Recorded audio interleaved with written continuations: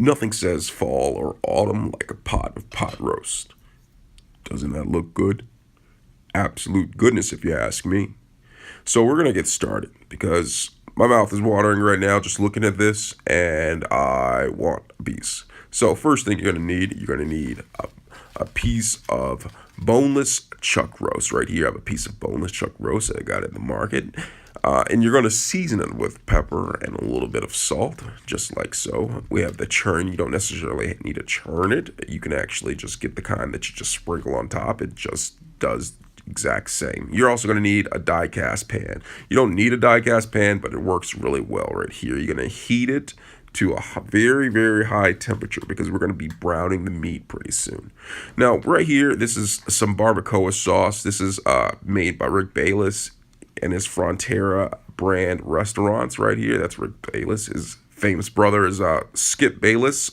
That is on, used to be on Fox Network. I don't know if he still is, but famous guy. But he made this sauce right here, and it really goes good. It's actually made for a slow cooker, which we are going to be doing. So once the pan starts to heat up, you're going to add some oil to it, just like so. And then you add the meat. You see that right there? Do you hear that sound? That's the sound of the meat browning. Absolute goodness, if you ask me. Now, this is gonna take effect. It's browning on the bottom half right there. It's getting a nice brown, slightly tinged burnt color. Absolute goodness. And if you could smell it, it probably smells like heaven right now. But you can't. Well, maybe. Try to put your nose to the screen and smell it. Doesn't that smell good? Absolute goodness, if you ask me. While it's browning on one side, you're going to want to put some salt and pepper on the side that we did not apply salt and pepper to. Just like so. You see that? Can you see the salt crystals? The pepper flakes? Absolute goodness, if you ask me. Now, after it's been browning for a little bit, you're going to want to flip it to the other side. Now, this process, you do it by taking a fork, just like so, and picking it up and flipping it.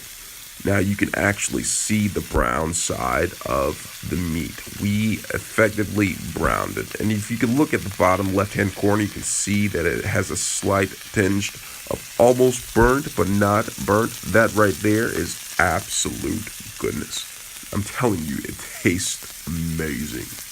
Absolute goodness, if you ask me.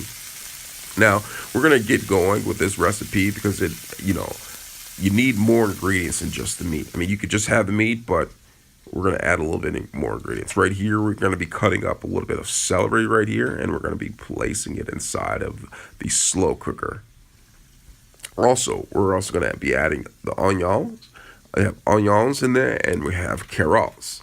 And right here, we're going to put the slow cooker on a low setting. We're going to go ahead and just do that. Add a little bit more of celery to the pot. Just like so. And just like so, we're going to add it. Oh, man. So now, right about now, the meat has browned on the other side. Can you hear it? Can you smell it? Again, put your nose to the screen and see if you can smell it. Absolute goodness, if you ask me. Now, you're going to take some forks, and you are going to pick up the meat, and you are going to place it on top of the vegetables. Some people like to place the vegetables on top, but we did it the other way because it just happened to be that way. And we're going to take the barbacoa sauce, and we're just going to pour it on top of the meat. Absolute goodness, if you ask me. Now, once you've done that, you're going to want to put the top on the top of the pot and just let it slow cook for about 6 or 7 hours.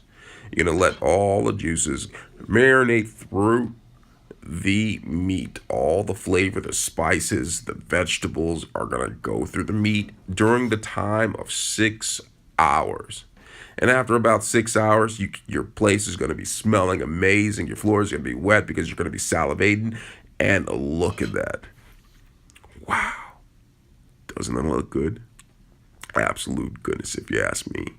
Now, at this point, you're going to want to take a fork and probably separate it. I mean, you don't necessarily have to do this, but this is the process we chose to do because we want the flavor to absolutely go through the entire piece of meat. And doing so, breaking it apart, actually expedites this process.